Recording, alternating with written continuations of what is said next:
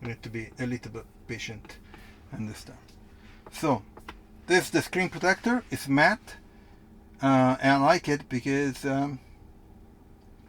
should be anti-reflective and all that kind of stuff. So I think it went well. Beside the problem with the camera, sorry about that. Everything else worked correctly.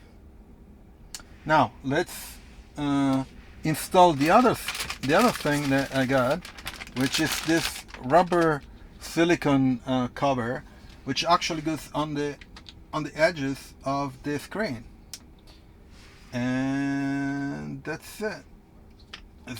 I mean, super simple.